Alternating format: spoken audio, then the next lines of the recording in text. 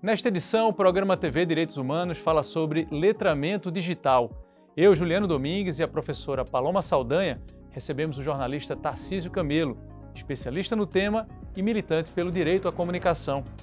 Começa agora o programa TV Direitos Humanos. O TVDH é um projeto da Cátedra Unesco Unicap de Direitos Humanos do Helder Câmara, produzido pelos estudantes de jornalismo do projeto de extensão EduComDH, Educomunicação e Direitos Humanos na Mídia, numa parceria com a Cátedra Luiz Beltrão de Comunicação, o Centro Dom Helder Câmara de Estudos e Ação Social, o Movimento das Trabalhadoras e Trabalhadores Sem Terra, o MST, e o Centro de Cultura Luiz Freire.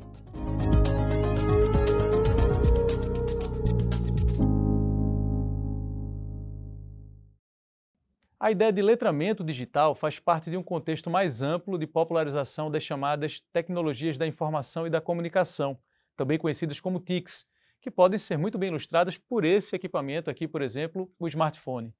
Praticamente todas as nossas interações sociais passaram a ser mediadas por essas tecnologias. Ninguém assiste mais a filmes ou ouve música do mesmo jeito desde que surgiram os serviços de streaming. Assim como as formas de nos relacionarmos com pessoas queridas e familiares também mudaram desde as redes sociais digitais. Essas tecnologias também impactaram a nossa relação com os serviços públicos, do INSS ao SUS, passando pela Receita Federal.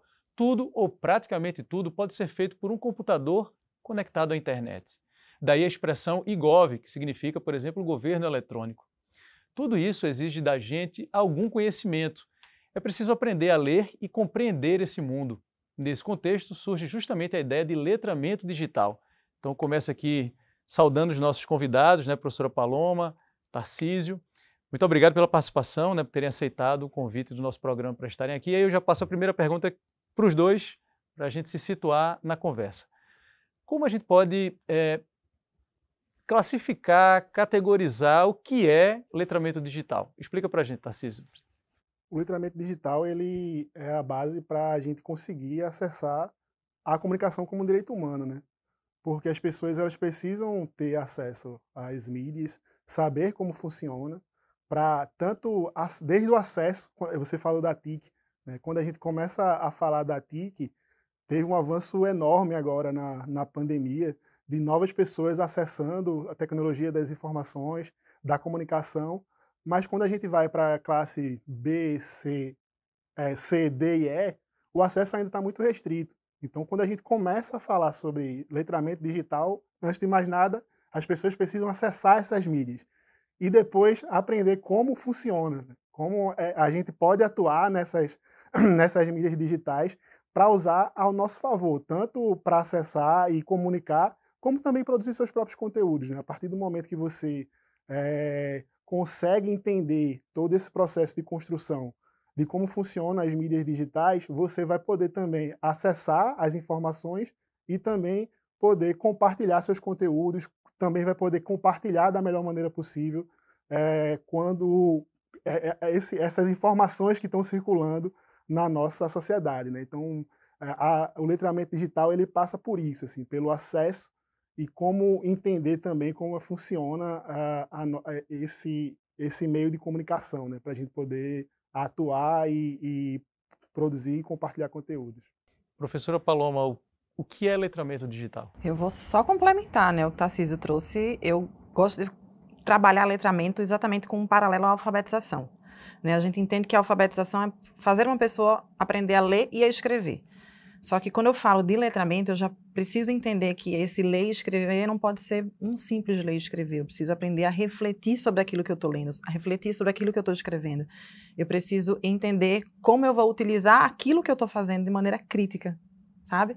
Então, o letramento digital, ele passa exatamente nessa ideia de eu reconhecer que eu estou num ambiente digital, mas eu preciso entender o que é esse ambiente digital, o que é que ele faz comigo e o que é que eu posso fazer com ele. Então, não só o simples fato de pegar um smartphone e sair usando de qualquer jeito, porque a gente sabe que as grandes empresas criam aplicativos e a própria ferramenta para que qualquer pessoa utilize, mesmo que não seja alfabetizada, né? Então, a gente precisa usar essa ferramenta de forma reflexiva, fazer com o contrário, na verdade. Se as empresas estão construindo coisas para serem usadas até por pessoas que não são alfabetizadas, precisar de ler e escrever aquilo ali, identificar o nosso alfabeto, digamos assim, eu preciso utilizar isso de forma reflexiva, crítica. Por quê? Inclusive, até por que esse design está sendo feito dessa forma, né? Já que se trata de uma ferramenta que pode, por exemplo, direcionar conteúdo, direcionar discurso, movimentar ou modificar um comportamento. Então, eu preciso questionar o uso, eu preciso questionar o que está sendo entregue por aquilo ali, como eu posso usar da melhor forma. Tarcísio, você mencionou o direito à comunicação, né? Ou seja, o letramento como uma etapa desse processo. E quando a gente pensa em direito à comunicação, pensa também como um meio para acessar outros direitos, né? Para fazer valer aquilo que está previsto na nossa Constituição. Em que medida, e aí pela tua experiência de militância na área, a gente pode associar justamente o não acesso ao letramento digital e, consequentemente, não acesso a determinados direitos. Essa relação, de fato, ela se estabelece na prática? Com certeza, porque, como a companheira falou, né, o acesso à comunicação está diretamente a esse pensamento crítico e reflexivo, e também ao acesso das informações. É onde está circulando boa parte das informações de interesse público hoje. Assim, ainda tem muito rádio, televisão, mas muita informação. Por exemplo, você falou que os governos eles também estão utilizando dessas ferramentas digitais para poder colocar políticas públicas, para poder um acesso a um exame de saúde e outras coisas. E quando a gente vai para esse acesso ao letramento digital, muitas pessoas ainda não conseguem, né, ter essa perspectiva de quero marcar uma consulta, quero me vacinar, né? Muitos pais tiveram que pedir ajuda aos filhos, os avós aos netos, porque não tinha essa alfabetização digital das ferramentas, né? Então, quando você se apropria dessas ferramentas, a gente também consegue ter acesso a outros direitos, como a saúde, como a escola, a educação, como a cultura. Na pandemia, foi onde a gente conseguiu acessar a cultura. É uma coisa que, trazendo esse recorte da pandemia, é muito importante, porque sim, teve um aumento de várias pessoas acessando filme, mais pessoas acessando música, mais pessoas acessando cultura e lazer. Tem uma pesquisa da TIC Covid-19 que é específica em relação a esse aumento, mas quando você vai para as classes menos favorecidas, esses recursos eles não foram de fato, porque não chegou, né? Então, eu trabalho com comunicação comunitária, né, a releitura, bibliotecas comunitárias daqui de Pernambuco, e uma das coisas que a gente precisou fazer para garantir esse direito à cultura, à comunicação, para que a literatura chegasse às pessoas, foi usada a internet, mas depois, assim, como é que a gente vai fazer para fortalecer para que chegue de fato nos leitores, na comunidade? Aí a gente recorreu à comunicação comunitária, né? Que é o compartilhamento no WhatsApp, que é uma comunicação agora que fica mais fácil, que as pessoas conseguem acessar por meio do áudio, né? E aí tem essa perspectiva. Aí também compartilhar, utilizando dos velhos meios de comunicação comunitária, que é desde uma bicicleta que passa divulgando o áudio, porque justamente tinha essa necessidade, porque faltava o letramento digital, e para as pessoas acessarem o podcast que estava na internet, o podcast que estava no Instagram. Então, é um pouco disso, assim, como a gente utilizar dessas ferramentas, ser um pouquinho de cyberpunk para burlar essa situação, né, que está posto pelas as grandes empresas, e a gente poder utilizar do faça você mesmo, e para que as pessoas consigam acessar da sua essência ali, dessa maneira, na sua base, né? Então, falta muito ainda para a gente poder criar essa perspectiva do acesso para que as pessoas possam, de fato, conseguir os direitos, né? Como deve ser, assim, sabe? No próximo bloco a gente vai falar um pouquinho mais sobre essa questão da acessibilidade, não somente do ponto de vista, digamos assim, do hardware, né? Mas também do software, da experiência do usuário, né? No próximo bloco tem também reportagem de Thales Costa, que mostra para a gente um exemplo de como as universidades podem contribuir com processos de letramento digital. É daqui a pouco.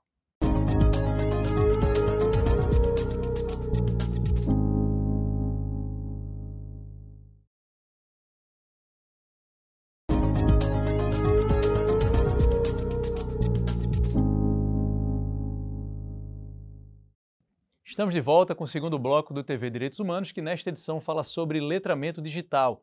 E a gente abre esse bloco com reportagem de Thales Costa sobre uma iniciativa que uniu universidades em torno do letramento digital. Vamos conferir.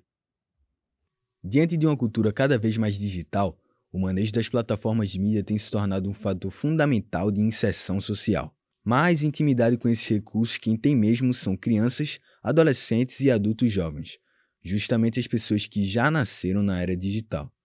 Um indivíduo mediaticamente letrado é aquele que sabe produzir, consumir e analisar criticamente conteúdo digital. O letramento midiático tem a ver com a capacidade de se comunicar de forma autônoma e efetiva pelas diversas plataformas de mídia, tanto como emissor quanto como receptor de mensagens. Por letramento midiático, a gente entende a relação do cidadão, né, com as mídias. A relação que essas pessoas têm como consumidoras de mídia, nesse caso de compreender todo o discurso que está sendo emitido por uma mídia, pelos diversos meios de comunicação, seja TV, rádio, internet, que faz parte dessa recepção de um discurso, né? Então eu tenho um polo emissor e eu tenho um polo receptor, que basicamente está nas suas casas, né, nos seus trabalhos, consumindo as mídias. Quando a gente fala do letramento midiático, a gente entende também a capacidade que o indivíduo tem de se comunicar por meio de mídias, né? Sejam elas mídias sonoras ou mídias audiovisuais ou mídias gráficas, né? Então, é você criar um cidadão apto ao consumo crítico dos meios de comunicação, né? Dos discursos emitidos na mídia, tanto quanto um cidadão apto à autoria nesses meios para que ele possa exercer seu direito de voz, né? Seu direito de fala. É importante também saber distinguir o letramento midiático do letramento digital. Na verdade, um está inserido no outro. Enquanto o midiático sugere a capacidade de emitir e receber mensagens, o digital trata justamente dessa recepção. É através do letramento digital que se aprende a utilizar as plataformas e avaliar com lentes críticas os seus conteúdos. Pessoas idosas são as mais afetadas pela falta de letramento digital. Pesquisas apontam que indivíduos acima dos 65 anos espalham até 7 vezes mais artigos falsos na comparação com o grupo etário entre 18 e 29 anos. Segundo dados do IBGE de 2021, os idosos formam um grupo de menor porcentagem de uso da internet no Brasil, com apenas 57,5%, cerca de 30 pontos percentuais a menos na comparação com grupos mais jovens. Diante da visível exclusão digital das pessoas idosas, a Universidade de Pernambuco criou o projeto Letramento Digital com ênfase em inovação social. O programa, coordenado pelo professor Rafael França, ajuda pessoas de todas as idades a se inserirem no meio digital. Várias instituições funcionarão como polos do projeto e a Unicap é uma delas. No Senac da Boa Vista, o foco são pessoas de 50 anos ou mais. Sobre o nosso principal público-alvo, nossos projetos eles têm atendido muito o público 50 a mais, né? E basicamente pessoas idosas, e regularmente as nossas turmas estão sendo preenchidas por mulheres negras, periféricas, idosas, que estão com dificuldade de acessar serviços digitais e cidadania digital, né? Recorrentemente, elas trazem muito a fala de que perderam o medo e ganharam autonomia, se empoderaram dessas tecnologias e elas podem agora viver sem tanta necessidade de estar solicitando a filhos e netos que faça essas intermediações digitais para essas pessoas, né? Então, se a gente pegar o recorte de pessoas 60 a mais, nós vamos ver que cerca de metade alega nunca ter acessado a internet. Então, a gente entende que isso gera um gargalo muito grande em meio à transformação digital, por qual passa a sociedade.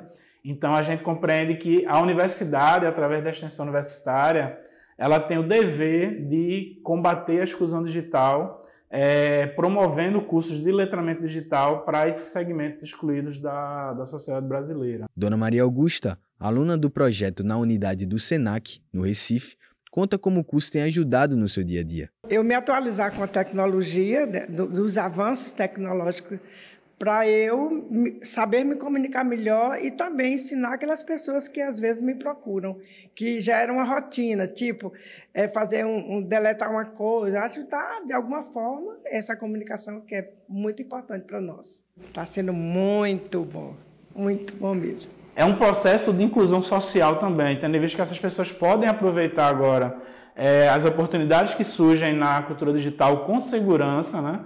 Vivenciando essa transformação digital e tornando-as aptas ao exercício da cidadania digital, ou seja, elas conseguem ser mais participativas politicamente, elas conseguem se colocar em espaços de fala, né, na cultura digital e também se proteger de discursos que degradam os direitos humanos, né, ou seja, discursos que vão de encontro à proteção dos direitos fundamentais do ser humano. A Católica sempre acredita que a formação da comunidade ajuda a construir um mundo melhor.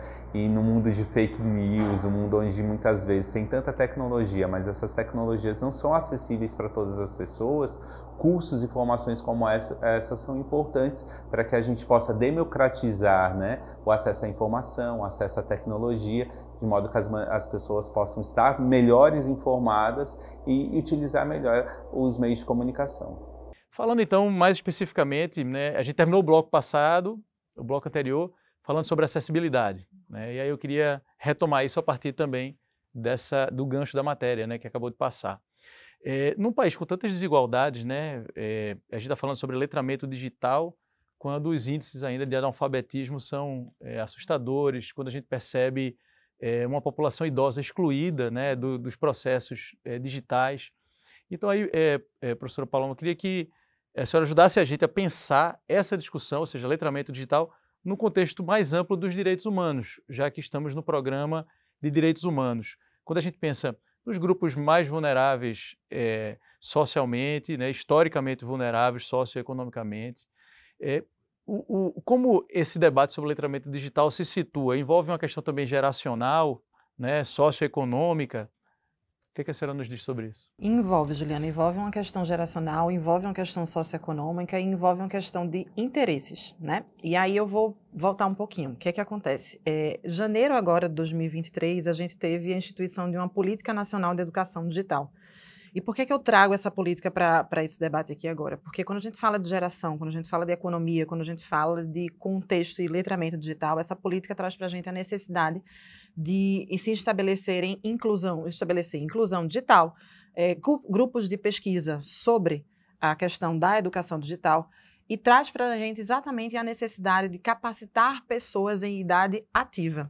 Um dos eixos dessa política é exatamente isso, porque a gente sabe que existe uma propensão a substituições, que não é o caso aqui do que a gente está conversando, mas quando a gente fala de uso de tecnologia, de substituição, eu preciso trazer uma capacitação para essas pessoas em idade ativa para ficar no trabalho. Substituição, você fala de trocar os funcionários por uma falta de habilidade, digamos assim. Exatamente. Se eu tenho hoje uma tecnologia que pode fazer algo que um ser humano faz, por que eu não vou colocar essa tecnologia? Então, esse ser humano vai fazer o quê, então? Se ele está em idade ativa ou não, como você falou, uma questão geracional, um idoso quer usar um caixa eletrônico que até hoje não consegue, mas a gente tem um aplicativo que já consegue fazer muita coisa.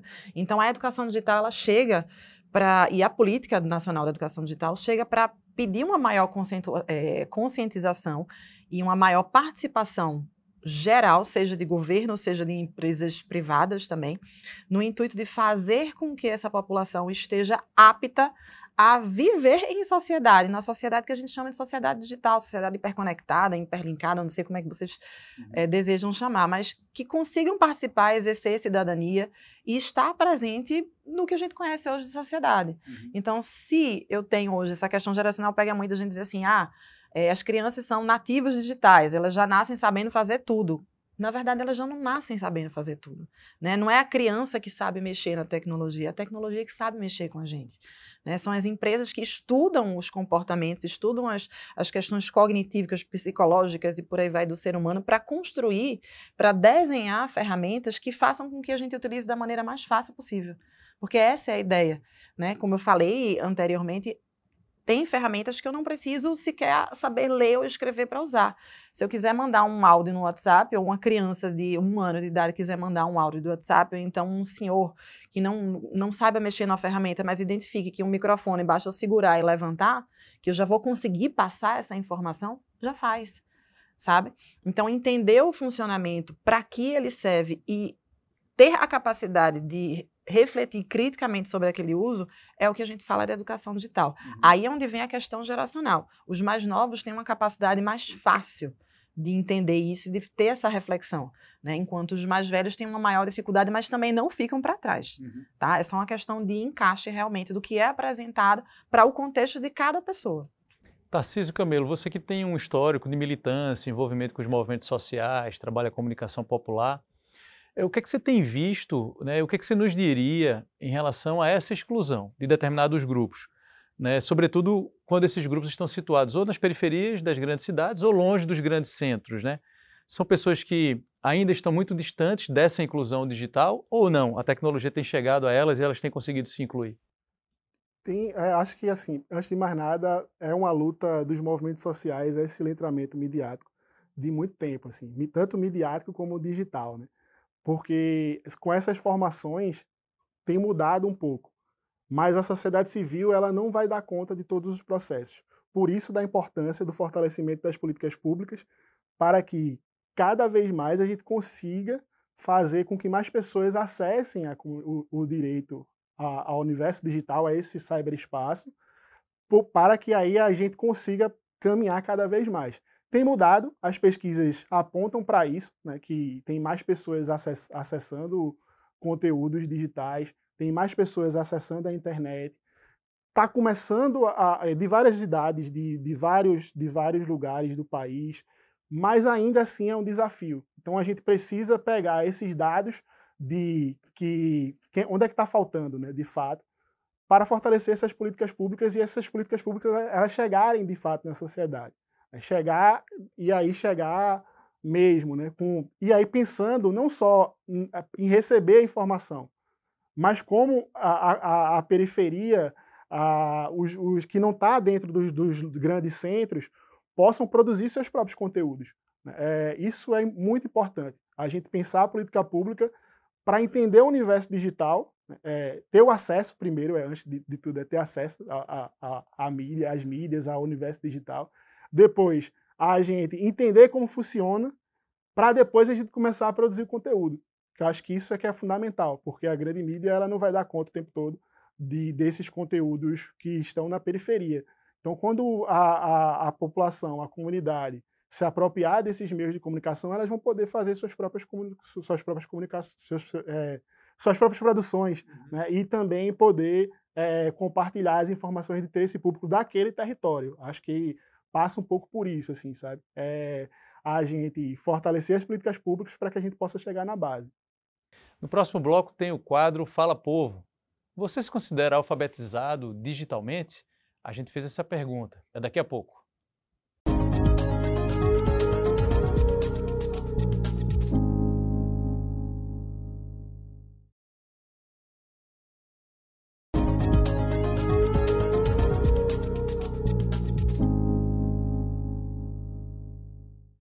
Estamos de volta com o terceiro bloco do TV Direitos Humanos, que nesta edição fala sobre letramento digital.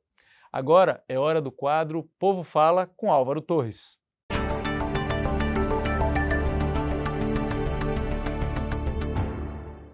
As mídias digitais estão em nossas vidas por diversas maneiras, por diversas ferramentas, como smartphones, tablets, notebooks.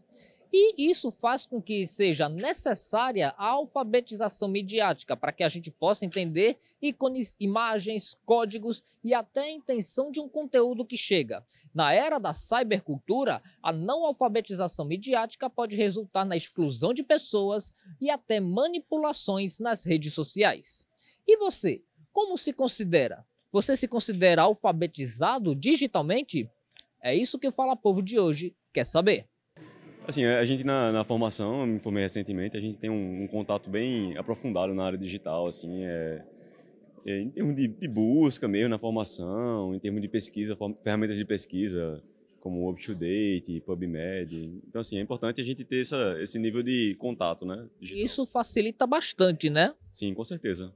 Em contato com o paciente, inclusive, você aprender formas de comunicação diferentes, né, inclusive... e tá se atualizando sempre, né? É fundamental para a pessoa. Eu acho que não só na minha área, mas em toda a profissão, né? A gente tá em contato com esse tipo, com o meio digital. Você consegue decifrar os códigos, as palavras abreviadas que a gente utiliza nas redes sociais facilmente? Sim. Olha, eu me considero, eu acho que sim, uma pessoa alfabetizada digitalmente, porque eu uso muito no meu dia a dia e eu consigo me comunicar usando as abreviaturas, as coisas todas digitais, então eu acho que é uma coisa que facilita bem minha vida e eu me considero sim.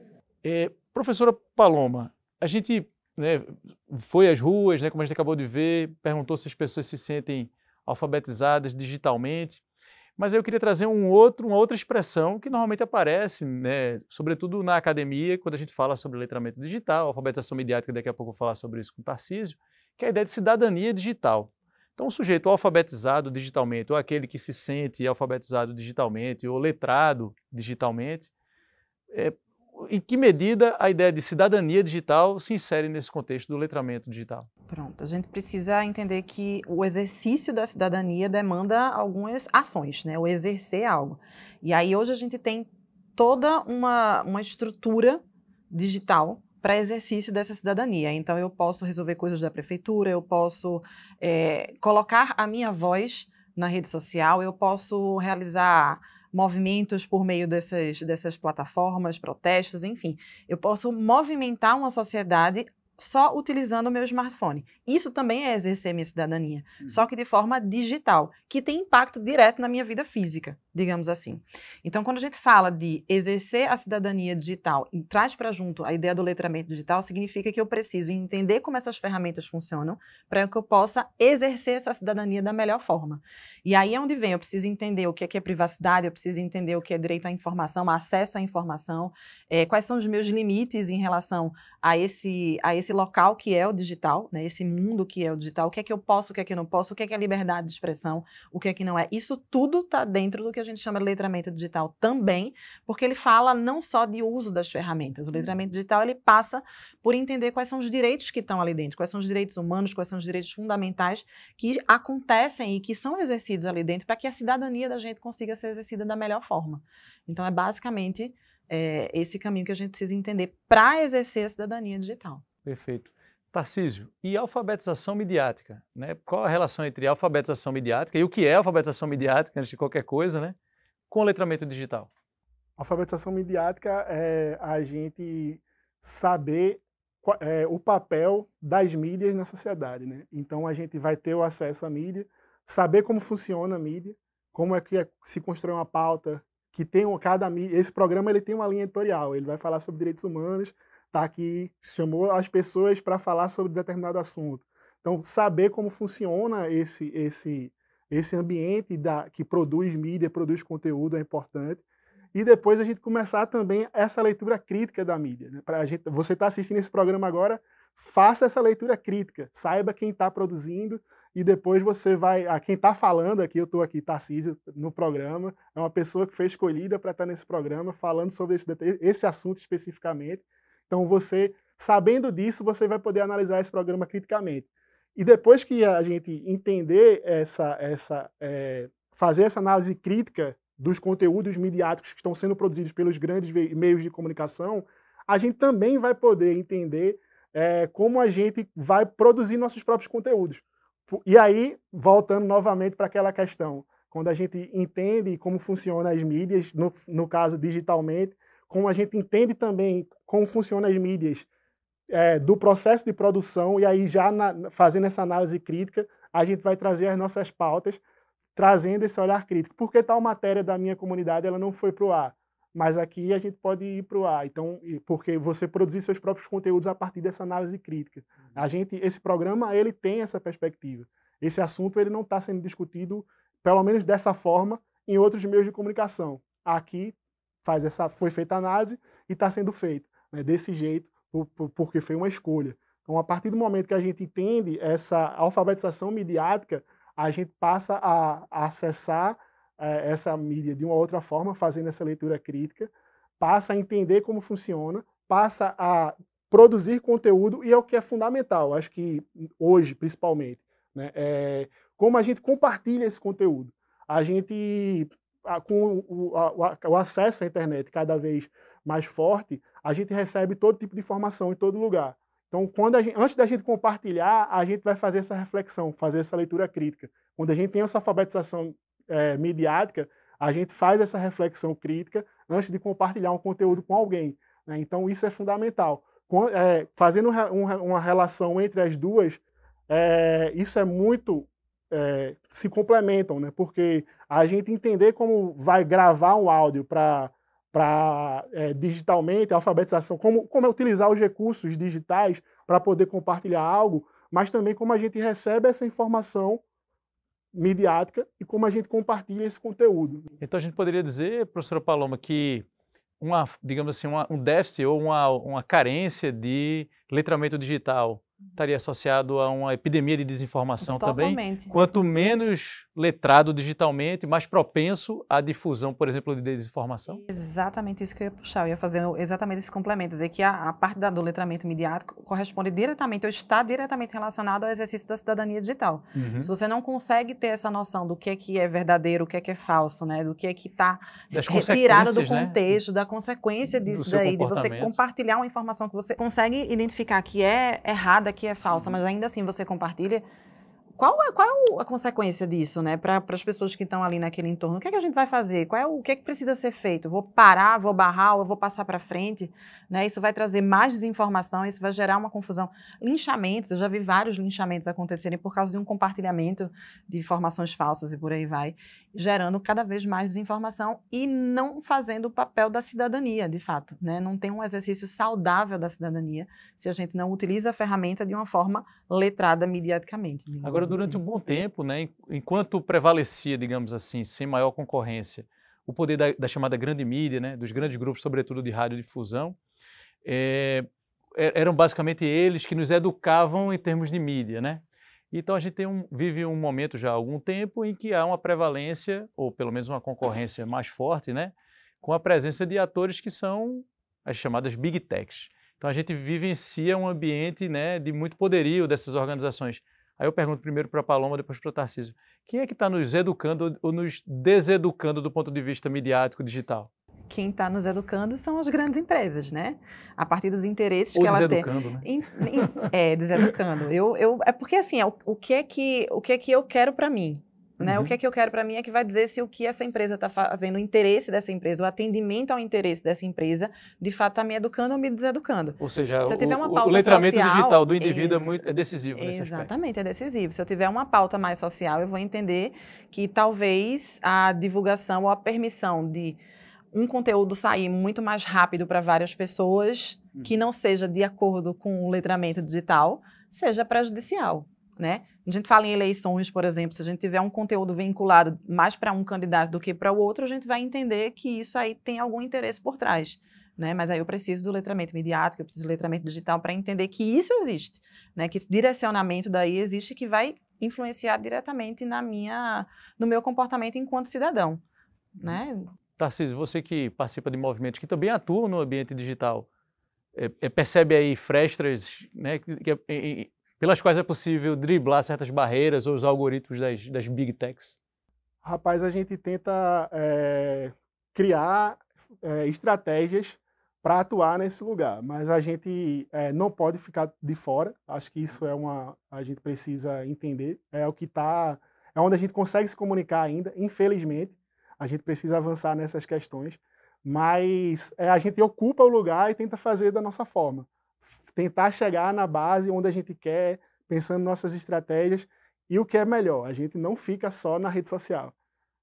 Como a gente é de base comunitária, a minha atuação está dentro dessa comunicação comunitária, a gente produz conteúdo ali na rede social, porque tem essa ideia que a gente consegue acessar vários lugares. Quando a gente publica um conteúdo, uma pessoa em outro país acessa, mas como é que a gente faz para a pessoa da comunidade acessar o conteúdo? Ainda é na rádio comunitária, é na TV comunitária, é compartilhando diretamente no grupo do WhatsApp, né, para que a gente consiga acessar o nosso público, né? Então, as estratégias são muitas, mas a gente tenta ampliá-la, trazendo essas outras ferramentas e esses outros espaços, né? No próximo bloco tem o quadro Educar para os Direitos Humanos, que é quando Os nossos convidados respondem uma pergunta feita por você que acompanha o TV DH. A gente volta daqui a pouco.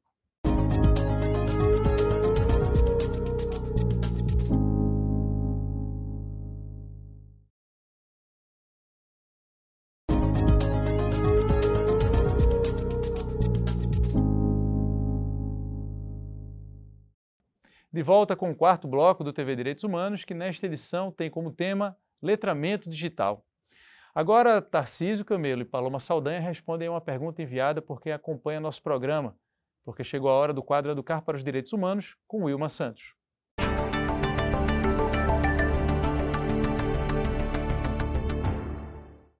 Pode-se descrever o letramento midiático como um conjunto de habilidades relacionadas ao acesso, descodificação e análise de informações encontradas nas diversas plataformas digitais. Lidar com esses desafios gera conflitos de ideia que temos sobre a alfabetização. Mais que acessar as informações, é preciso ter domínio de compreensão das linguagens usadas no ambiente das mídias. Sobre este assunto, o gestor de tecnologias educacionais, Antony Pereira, tem uma pergunta para o TVDH. Tenho curiosidade de saber como vem sendo feita a alfabetização digital para a população que não consegue acessar as plataformas digitais e também se esse meio se tornou mais um caminho para a diferença social existente no Brasil. A gente agradece a Antony Pereira, gestor de tecnologias educacionais, pela pergunta. E eu já passo a bola para vocês. De certa forma, a gente retoma a discussão sobre desigualdades, né, históricas no Brasil e acesso às tecnologias. Como é que se dá esse processo com quem está excluído das plataformas, Tarcísio? Acho que quem está excluído, a gente precisa entender, de novo, voltar para as pesquisas. Entender quem é o público que está excluído, para pensar políticas públicas, para, antes de tudo, ter acesso digitalmente, seja acesso desde o aparelho até o letramento digital. E existe ainda muitas demandas dos movimentos sociais, de organizações sociais que fazem formações voltadas para o letramento digital em pequenas escalas, nos grupos sociais, bibliotecas comunitárias fazendo letramento digital com públicos que não têm acesso, mas ainda é muito restrito, né? Então, precisa ter mais políticas públicas para que a gente consiga fortalecer novamente, falando o que a gente falou lá no início, né? Fortalecer essas iniciativas e outras, ampliar essas iniciativas, para que se tenha política pública para garantir o acesso, o letramento digital e também o letramento midiático, porque só assim a gente vai conseguir diminuir um pouco, não vou dizer acabar, mas diminuir um pouco com essa exclusão digital que está acontecendo na sociedade. Professora Paloma, é por aí mesmo? Políticas públicas? É por aí. A questão de tentar dar acesso, né, à acessibilidade. A gente, por exemplo, tem um problema seríssimo de conectividade na Amazônia. Né? A gente tem um problema seríssimo. Então, a gente não consegue falar de letramento digital enquanto as pessoas não têm acesso à internet. Se eu não tenho acesso à internet, eu não tenho como entregar sequer um aparelho. Se eu não entrego um aparelho e não dou acesso à internet, eu não tenho como falar como utilizar aquilo dali.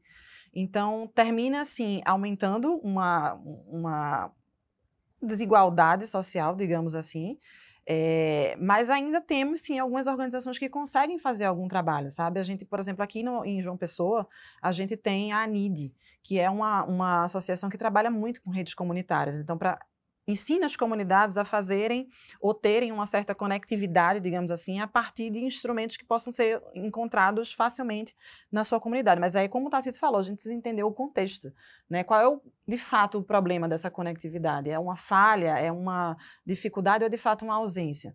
Para aí depois a gente falar sobre o letramento digital propriamente dito.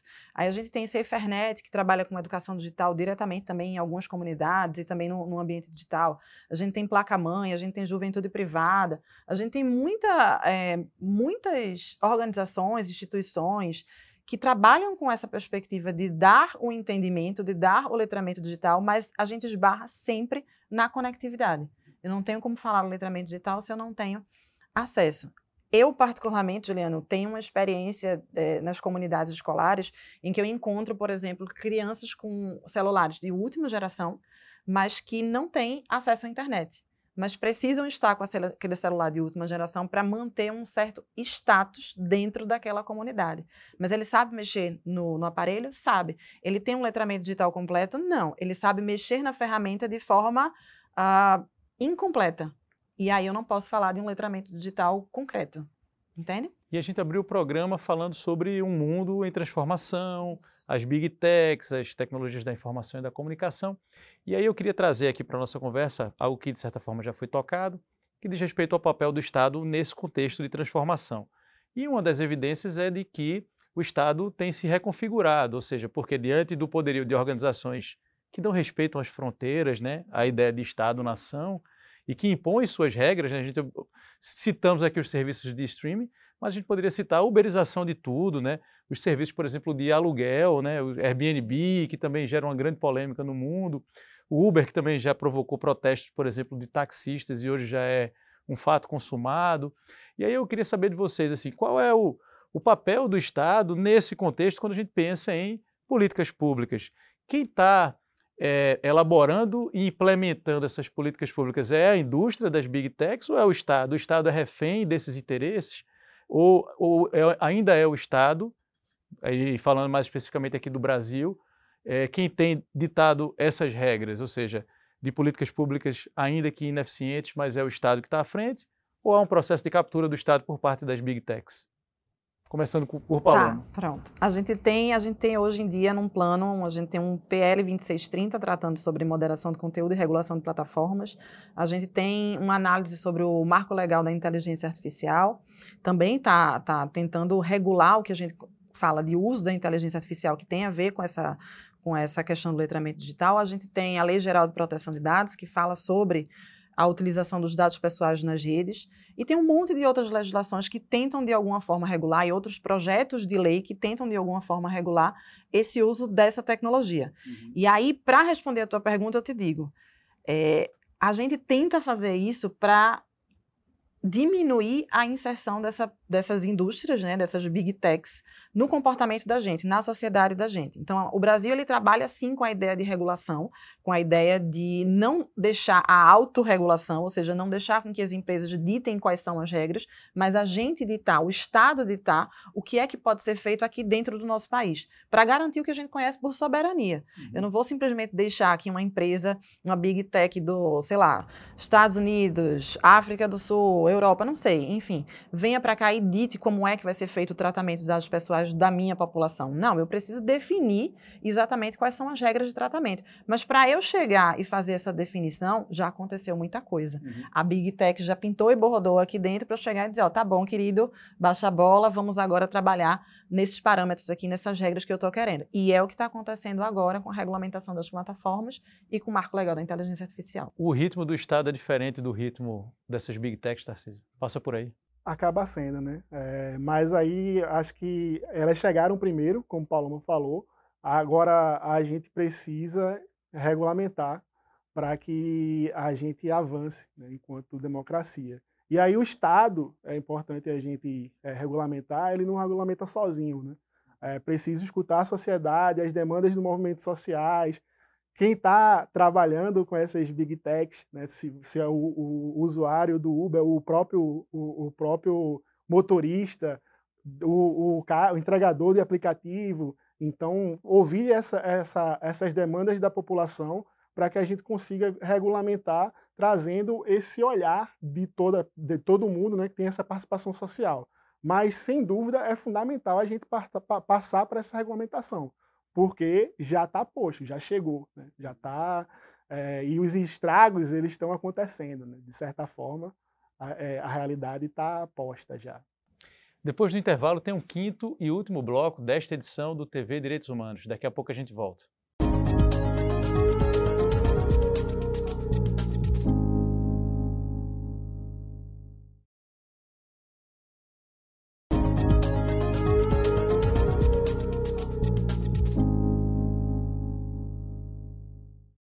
Chegamos ao quinto e último bloco do programa TV Direitos Humanos, que nesta edição fala sobre letramento digital.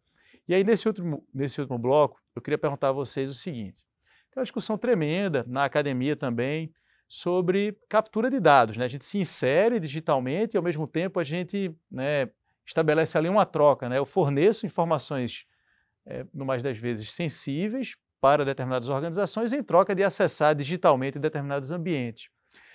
E aí tem um documentário famoso, O Dilema das Redes, a gente poderia pensar isso no dilema do letramento, professora Paloma, quer dizer, como eu me insiro digitalmente e em troca eu preciso ceder o quê?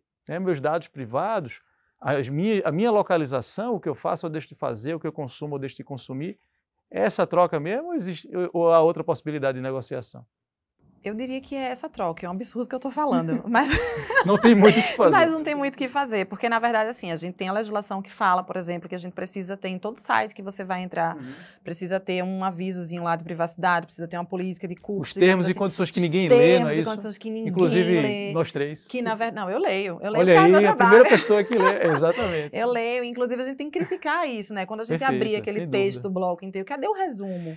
Há quem diga que se você lê, você não aceita não isso? Não aceita, mas aí se você não aceitar, você também não usa. Não entra. Não entra. E aí é onde vem aquela ideia de... A Lei Geral de Proteção de Dados, ela veio para empoderar o usuário, empoderar o titular dos seus dados. Então, a partir do momento que você vê um site que tem lá uma política de cookies embaixo, em que você pode aceitar todos ou configurar a utilização desses cookies, ou então rejeitar todos, pode ter certeza que isso é uma empresa que, teoricamente, está adequada, né? Corresponde ao que está descrito na legislação. Então, você entra, você vai sim trocar os seus dados de alguma forma para poder ter acesso ao conteúdo digital. Isso é para você ter o letramento digital a partir do meio digital. Mas a gente tem outras ferramentas, né, físicas, como empresas que trabalham em comunidades, que trabalham, depende do que você quer, né? Que você não precisa necessariamente dar os seus dados para poder entender como é que funciona esse mundo digital. Então, tem cursos, tem capacitação, tem palestras, que você pode começar a participar para se envolver no que é que significa isso. Documentários, né? A gente mencionou o Dilema das Redes, mas tem esse dos termos e condições também, né? Tem sujeito a termos e condições, tem Dilema das Redes, tem privacidade hackeada, tem upload, tem muita coisa, Que curiosamente estão nos serviços de streaming que capturam os nossos dados. Que capturam os nossos dados, que oferecem pra gente exatamente do jeito que a gente quer ver, que a capa de um filme para mim é uma, mas o mesmo filme para você é outra capa, porque pode ser que para você seja mais interessante esta pessoa na capa e para mim seja outra pessoa. Então tem toda uma dinâmica de uma economia que circula, de dados que circula ali muito, e que você vai precisar entender isso, que de alguma forma você vai ter que dar seus dados para poder ter acesso àquele conteúdo. E o ser letrado digitalmente pressupõe esse entendimento, é isso, Tarcísio, quando vocês estavam falando sobre uma visão crítica dessa relação? Sim, sim. Entender como funciona, né? Tanto o universo digital como as próprias mídias. Então, entender como funciona e, sim, aí você faz a escolha, se você quer estar nesse lugar ou não. Mas é importante que a gente tenha essa alfabetização, né, de saber de onde é que a gente está entrando, né, onde é que a gente está pisando. Então, passa por isso, sim. Entender como funciona tanto a parte operacional do aplicativo, do celular, né, de usar aquela ferramenta, mas também essas outras partes que você precisa fazer fazer essa análise crítica, né? Eu estou entrando aqui, mas estou... do streaming, né? Oxente, por que esse filme apareceu para mim? Eu vi o mesmo filme daquele ator, assisti, aí está aparecendo esse outro aqui. Fiz uma pesquisa para comprar alguma coisa, de repente só aparece isso para mim. Às vezes a gente até surpreende, que a gente só pensa, né? Nem fala, nem expressa, aí de repente... Poxa, eu pensei nisso aqui e apareceu. Aí você já começa a ficar desconfiado. Mas ainda não chegou nesse universo do pensamento, não. Mas... Eu fiquei preocupada agora. Isso aí eu não tava... Não, mas assim, isso acontece tanto, né? Não, a fala porque você acaba falando, aqui, talvez nem se lembre que falou. Isso. E aí, então, para encerrar, vamos trazer aqui uma perspectiva de horizonte, né? Como é que vocês percebem o letramento digital enquanto futuro?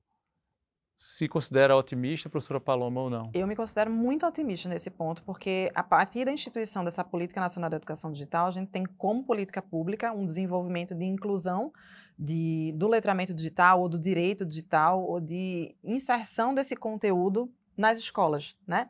Na parte base da sociedade. Então, se a gente coloca isso na parte base da sociedade, que são as crianças e os adolescentes, a gente está construindo uma sociedade do futuro letrada digitalmente. Então, teoricamente, se eu tenho isso incluído nos currículos escolares, eu vou ter mais na frente um adulto mais consciente na hora de usar esse tipo de tecnologia. Então, para mim, o letramento digital segue com uma perspectiva muito boa para, sei lá, próximos 5, 10 anos. Tarcísio também pensa assim? Em 30 segundinhos. Também. A gente... É uma luta muito antiga, né? Educação para a mídia, os movimentos sociais falam há muito tempo. Então, essa política pública é fundamental para que a gente consiga colocar na educação pública e para que mais pessoas possam ter esses adultos mais conscientes e letrados digitalmente e mediaticamente também. Perfeito. Infelizmente, o nosso tempo acabou. TV Direitos Humanos agradece mais. Tarcísio Camelo, jornalista, professora Paloma Saldanha, professora pesquisadora da área do direito. O TV Direitos Humanos é um projeto da Cátedra Unesco Unicap de Direitos Humanos do Helder Câmara, produzido pelos estudantes de jornalismo do projeto de extensão EduComDH, Educomunicação e Direitos Humanos na Mídia, numa parceria com a Cátedra Luiz Beltrão de Comunicação, o Centro Dom Helder Câmara de Estudos e Ação Social, o Movimento das Trabalhadoras e Trabalhadores Rurais Sem Terra, o MST, e o Centro de Cultura Luiz Freire. Acompanhe a gente nas redes sociais. Estamos no Instagram e também no YouTube. Até a próxima!